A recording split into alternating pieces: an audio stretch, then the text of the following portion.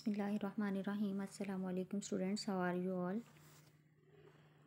Today we start our history subject, chapter number 5, named Socio-Cultural Developments.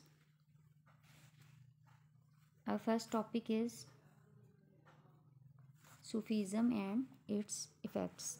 आज हम Sufism के बारे में इसका इंट्रोडक्शन पढ़ते हैं. सूफीज़म क्या है और उसके क्या इफ़ेक्ट्स हैं. नबी पाक सल्लल्लाहु अलैहि वसल्लम के विसाल के बाद दीन की तबलीग को आगे बढ़ाने के लिए खिलाफत का सिलसिला शुरू हुआ.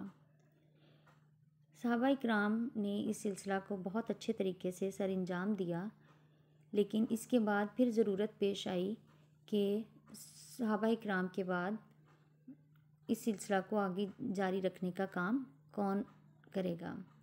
तो सूफिया इकराम ने इस सिलसिले को आगे बढ़ाने की ज़िम्मेदारी अपने सर ली, जो उन्होंने मुख्तलिफ़ इलाक़ों में जाकर दीन की तबलीग का काम किया और लोग इनसे मुतासिर होकर जोक दर जोक दायरा इस्लाम में दाखिल होने लगे. आज हम सब कॉन्टिनेंट के सूफिया इकराम के बारे में पढ़ते हैं, जिन्होंने बरे सगीर में आकर इस सिलसिला को जारी रखा. ये तमाम सूफिया इकराम 10th सेंचुरी से ये सिलसिला स्टार्ट हुआ. बरे सगीर में 10 सेंचुरी में इस सिलसिले का आगाज़ किया गया.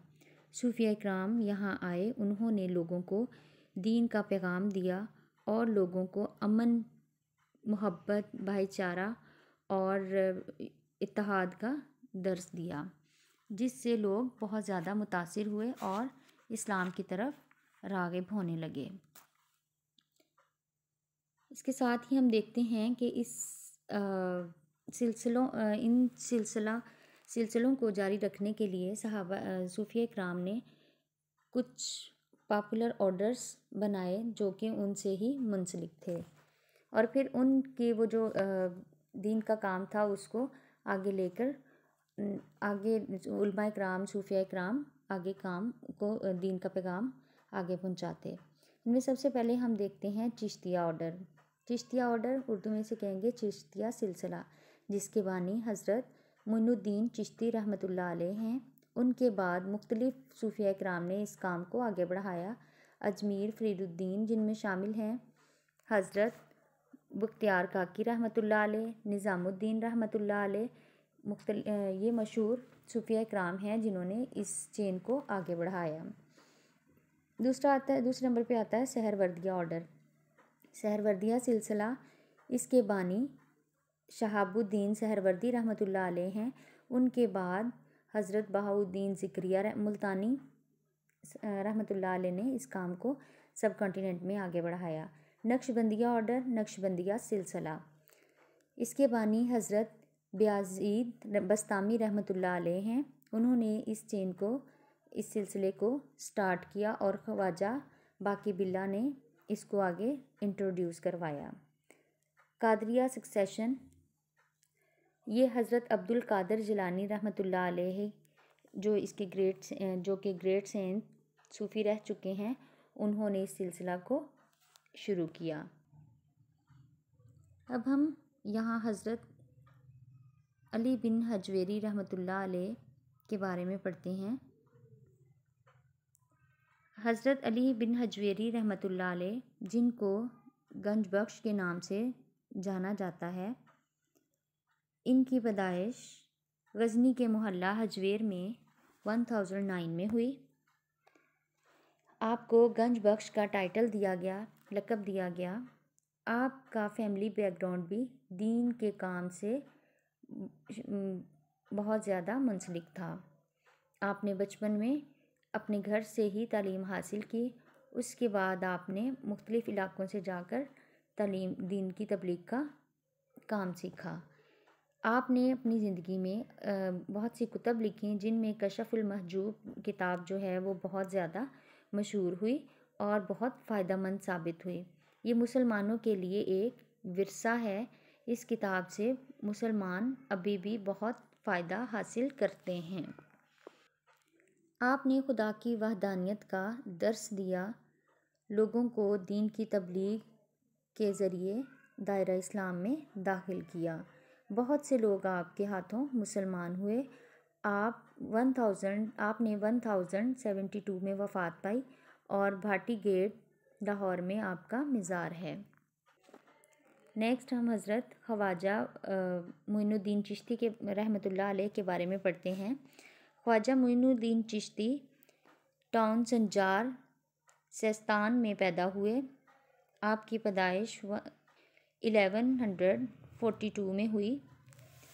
आपके फादर सैयद गयासुद्दीन, जिनका नाम था, बहुत पढ़े लिखे इंसान थे। उनको अपने बेटे को दीन की तबलीग के लिए दीन का काम सिखाने का बहुत शौक़ था। छोटी ही उम्र में आपने कुरान पाक हिफ्ज़ किया और उसके बाद आप इराक़ चले गए। आप अपनी ज़िंदगी में सूफिया इकराम से मिले, उनसे बहुत से असबाक हासिल किए, उनकी ज़िंदगियों से बहुत फ़ायदा उठाया और आपको सुल्तानुल हिंद और गरीबुल नवाज़ का टाइटल दिया गया। आपको 2 टाइटल मिले, जिनमें सुल्तानुल हिंद और गरीब नवाज़ भी आपको कहा जाता था। आपकी वफ़ात 1236 AD में हुई। आप चिश्तिया ऑर्डर के बानी भी माने जाते हैं। हज़रत बाबा फ़रीदुद्दीन शकरगंज। हज़रत बाबा फ़रीदुद्दीन गंज शक्कर, इनका असल नाम मसूद और टाइटल फ़रीदुद्दीन है। इनको गंज शक्कर के नाम से भी जाना जाता है। ज़्यादातर ये गंज शक्कर के नाम से मशहूर हैं। इनकी फैमिली सिलसिला नसब जो है वो हज़रत उमर रज़ी अल्लाह तआला अन्हो से मिलता है। ये कोतवाल डिस्ट्रिक्ट मुल्तान में पैदा हुए। अर्ली एजुकेशन इन्होंने रिलीजियस स्कूल से हासिल की और छोटी उम्र में इन्होंने कुरान पाक हिफ्ज़ कर लिया। 18 साल की उम्र में इन्होंने अपने आगे तालीम हासिल करने के लिए दिल्ली चले गए। वहाँ इनकी मुलाकात हज़रत ख्वाजा कुतुबुद्दीन बख्तियार काकी रहमतुल्लाह अलैह से हुई और इन्होंने उनके हाथ पर बैत हासिल ले ली। जब उनके इस अजीम टीचर की डेथ हो गई तो उन्होंने अजूदन में ही क़याम पज़ीर हो गए, जिसको अजूदन वो इलाका है जिसको अब पाकपतन भी कहा जाता है। आपका मज़ार भी पाकपतन में है और आपने 1265 में वफ़ात पाई। नेक्स्ट है हज़रत बहाउद्दीन ज़िक्रिया मुल्तानी रहमतुल्लाह अलैह। हज़रत बहाउद्दीन ज़िक्रिया मुल्तानी रहमतुल्लाह अलैह करौर डिस्ट्रिक्ट लिया में पैदा हुए, जो कि मुल्तान के करीब है। आपके फादर कमालुद्दीन शाह थे। आपने छोटी उम्र में 7 साल की उम्र में कुरान पाक हिफ्ज़ कर लिया। आपके वालिदैन को बहुत शौक़ था कि आप आगे भी तालीम हासिल करें और दीन का काम करें। उन्होंने इनकी ख्वाहिश पर आपको 7 साल की उम्र में ही पढ़ने के लिए बाहर खुसरान भेज दिया। आपने हज़रत शहाबुद्दीन के हाथ पर बैत ली और उनसे अपना दीन की तबलीग का काम किया, जो कि सहरवर्दिया ऑर्डर के बानी भी माने जाते हैं। आपने उनके बाद दीन की तबलीग का काम बरे सगीर में शुरू किया और आपके हाथों हज़ारों लोग मुसलमान हुए। फिर आप मुल्तान आ गए। यहाँ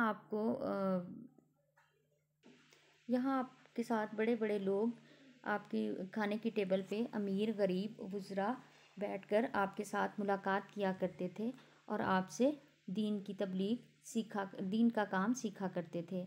आपने लोगों को अपनी पूरी ज़िंदगी इस्लाम के लिए वक्फ कर दी। के बाद हज़रत लाल शहबाज कलंदर के बारे में हम पढ़ते हैं। हज़रत इनका रियल नेम शेख उस्मान था और ये टाइटल लाल शहबाज कलंदर था। आप लाल रंग का चोगा पहनते थे, इसलिए आपको लाल शहबाज कलंदर का टाइटल मिला।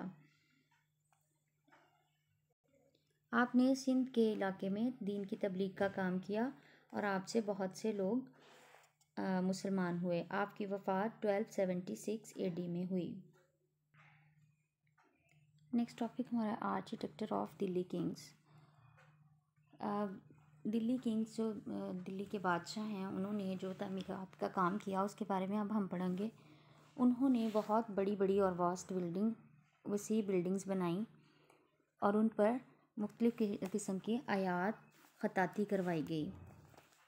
बड़ी बड़ी लाइब्रेरियाँ, इसके साथ बहुत सारी मसाजिद कायम की, जिनमें मस्जिद कुव्वतुल इस्लाम जो कि दिल्ली में वाक़या है बहुत ज़्यादा मशहूर है और इस मस्जिद को बनवाने वाले सुल्तान कुतुबुद्दीन ऐबक हैं। दिल्ली किंग ने अपने दौर में सूफिया इकराम के टॉम्स बनवाए। उनकी डेथ के बाद उनके लिए बड़े बड़े टॉम्स बनवाए जिसमें उनको मदफून किया गया, जिनमें हज़रत बहाउद्दीन ज़िक्रिया, हज़रत रुकने आलम शामिल हैं। Next topic, development of culture and literature. Delhi Kings ने एजुकेशन को आगे बढ़ाने के लिए, मुतारिफ़ करवाने के लिए बड़े बड़े मदरसे, स्कूल कायम किए, जहाँ पे बच्चे तालीम हासिल करते और उसके बाद उसको आगे फैलाते। यहाँ से बड़े बड़े उस्ताद भी आए हैं। दिल्ली बादशाहों ने बड़ी बड़ी लाइब्रेरियाँ कायम की और उनमें बहुत सारी कुतब ला कर रखी गई, जिनका मुख्तलिफ़ ज़ुबानों में तर्जुमा भी करवाया गया ताकि लोग इससे मुस्तफ़िद हो सकें। बच्चों के लिए स्कूल्स बनाए गए और मदरसास कायम किए गए, जहाँ से बच्चे दीन की तबलीग का काम सीख सकें और आगे बढ़ा सकें। इसके अलावा मसाजिद कायम की गई, जिनको बहुत खूबसूरत अंदाज में तामीर करवाया गया और इसके अलावा लैंग्वेजेस पर बहुत फोकस किया गया। मुख्तलिफ़ ज़ुबानों में कुरान पाक के तर्जुमे करवाए गए। मुख्तलिफ़ किताबों के जो इस्लामी कुतब हैं उनके मुख्तलिफ़ ज़ुबानों में तर्जुमे करवाए गए ताकि लोग उससे फ़ायदा हासिल कर सकें और उनको दीन की तबलीग के बारे में जान सकें, दीन के काम के लिए इस्लामी तालीमात के बारे में जान सकें। Government system of Delhi kingdom. Delhi kingdom का जो गवर्नमेंट सिस्टम था उसके बारे में पढ़ेंगे। पहले था number 1 central system. Central system में बादशाह जो है वो पूरी हुक्मरानी करता था। बादशाह के अंडर सब कुछ होता था, जिसके साथ एक बड़ी फ़ौज और मुख्तलिफ़ लोग शामिल होते थे जो इसके ऑर्डर्स को मानते थे और आगे उसको लोगों को उसके बारे में बताते थे। दीवाने वज़ारत का काम था जो जितने भी अखराजात हैं, एक्सपेंस हैं, उनके बारे में जांच पड़ताल करना, ज़ुकात, जजिया, टैक्सेस वगैरह की कलेक्शन करना और उसका हिसाब किताब रखना। उसके बाद आता है दीवाने रिसालत। दीवाने रिसालत का काम था रिलीजियस ड्यूटीज़, मतलब मजहबी अफेयर्स जो हैं उनकी सरबराही करना, उनके बारे में जांच पड़ताल करना, मतलब उनमें कोई कमी पेशी या उनके अंदर कोई इख्तलाफात वगैरह है, लोगों के इख्तलाफात हैं तो उनको ख़त्म करना। दीवाने अदल का काम ये चीफ जस्टिस हुआ करता था उस दौर में और इसका काम था जो जुडिशल काम है, सिस्टम है, उसका कंट्रोल अपने हाथ में रखना। दीवाने अर्ज़ का काम जो मिलिट्री मैटर्स थे उनको देखना, फ़ौजी कामों के बारे में इसमें देखना, फ़ौजियों को तनख्वाहें देना, फ़ौजियों के तमाम कामों के बारे में जान पड़ताल करना। दीवाने इंशा का काम जो डॉक्यूमेंट्स वगैरह होते थे उनके ऊपर मोहरें लगाना, उनकी तस्दीक करना दीवाने इंशा का काम था। पोस्ट डिपार्टमेंट डाकखाना एक जगह से दूसरी जगह जो मैसेजेस पहुंचाने थे, ये उस टाइम घोड़ों के ज़रिए, मतलब घोड़ों पे डाक भेजी जाती थी उसके बारे में पूरा रिकॉर्ड कायम रखना। वकीलदार का काम दरबार में तमाम किस्म की जो खुराक के इंतज़ामात थे वो वकीलदार किया करता था। आमिर हाजिब का जो कोर्ट में विज़िटर आते थे उनकी देखभाल करना, उनके बारे में तमाम इत्तलात को इकट्ठा करके रखना। सिरे जानदार जैसे कि बॉडीगार्ड होते हैं, पहरादार, चौकीदार, और इसके अलावा जो बॉडीगार्ड बादशाह के थे ये उनको कहा जाता था।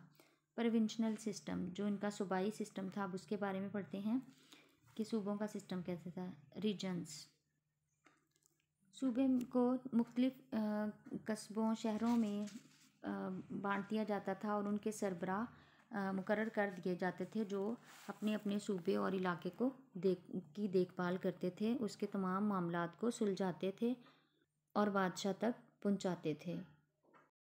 साहिब दीवान सूबे के जो फाइनेंशियल मैटर होते थे, अखराजात वगैरह, एक्सपेंस, उनके बारे में जांच पड़ताल करता था, देखभाल करता था। काजी सूबे के तमाम फ़ैसले जो मतलब मुफ्ती का जो ओहदा, मुफ्ती पढ़ा लिखा आलिम काजी के ओहदे पर फाइज होता था और ये तमाम फ़ैसले किया करता था। साहिब बरीद का काम डाक का काम करता था, एक जगह से दूसरी जगह मैसेज पहुंचाना, ख़तों किताबत। इसके अलावा जो गांव शहरों के जितने भी गांव और परगनास वगैरह की जो रिपोर्ट्स होती थी वो कलेक्ट करके सेंट्रल गवर्नमेंट को पहुंचाना इसका काम था।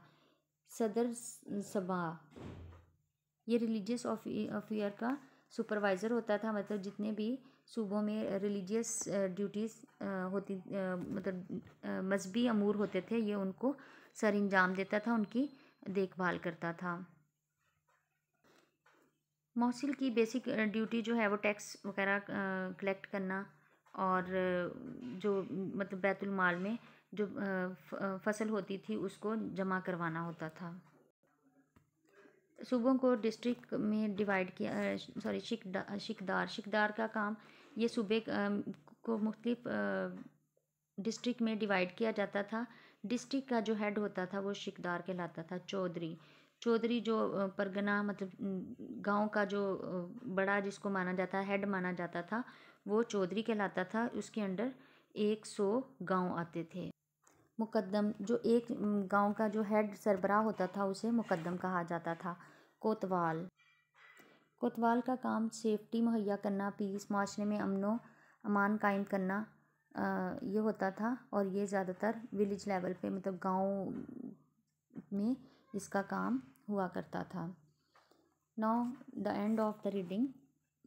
Kindly students listen carefully and focus on reading because all question will relate of this reading. Thank you so much. Allah Hafiz.